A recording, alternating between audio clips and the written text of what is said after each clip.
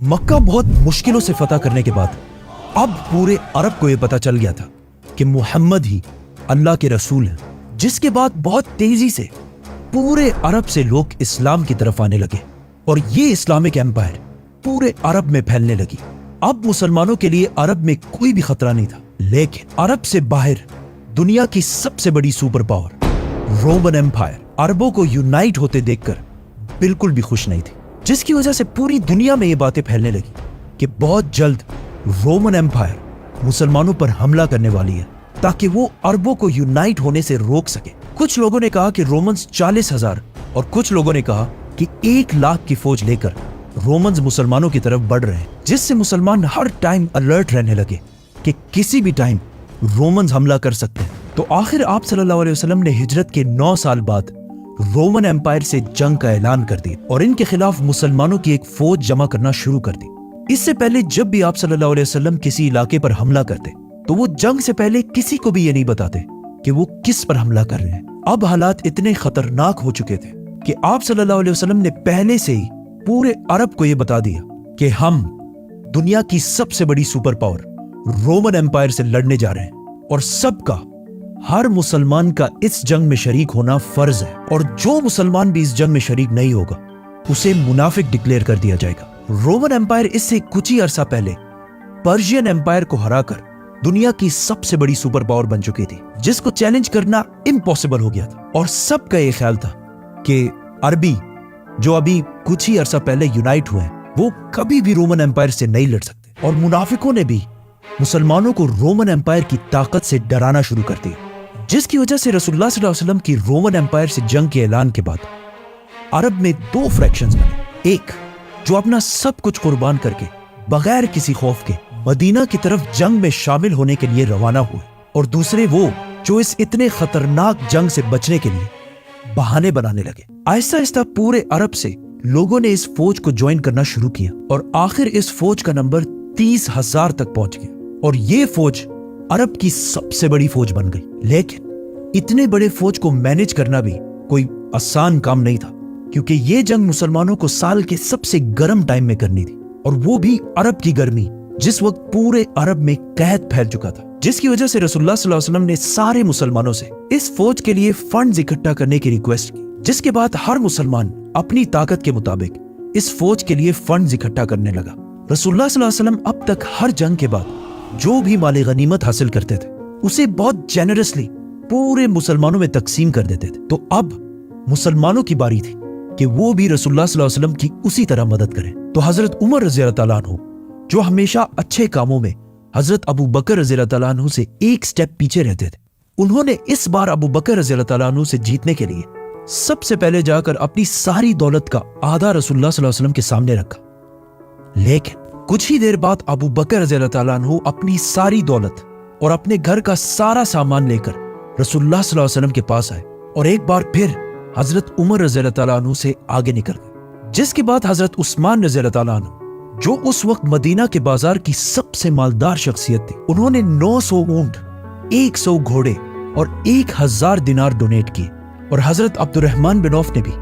बहुत सारे ऊंट, घोड़े और माल डोनेट किया। ये तो वो सहाबी थे जिनके पास अपना बिजनेस और काफी दौलत थी, लेकिन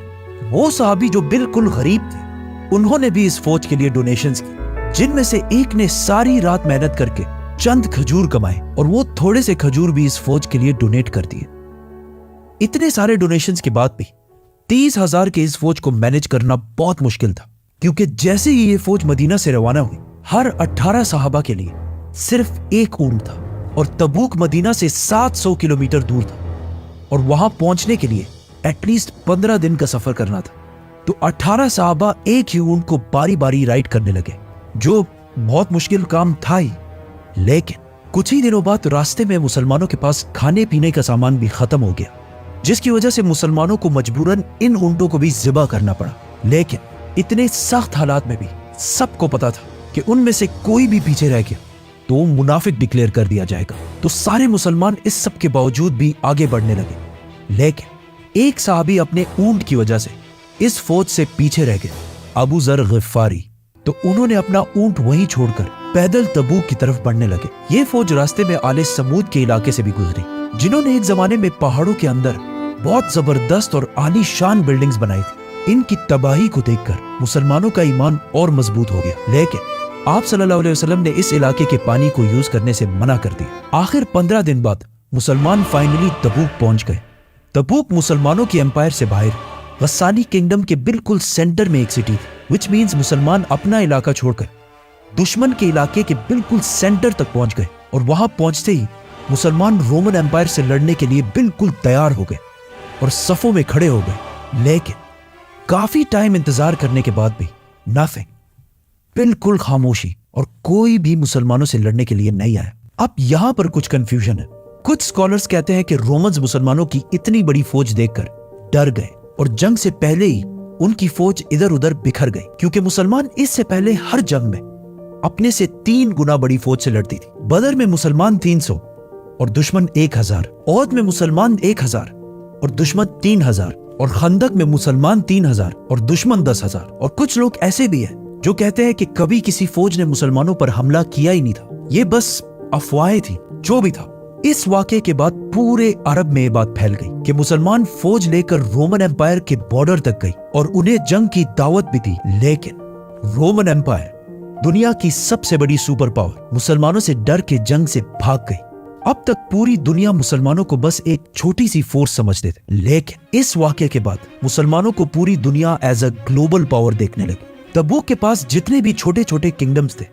वो अब तक रोमन एम्पायर के अंडर रहते थे, लेकिन मुसलमानों की इस ताकत को देखने के बाद उन्होंने रोमन एम्पायर को छोड़कर आप सल्लल्लाहु अलैहि वसल्लम के सामने सरेंडर कर दिए और जिजिया देने का भी वादा किया। और जो स्टेट्स अब तक रोमन एम्पायर के गुलाम थे,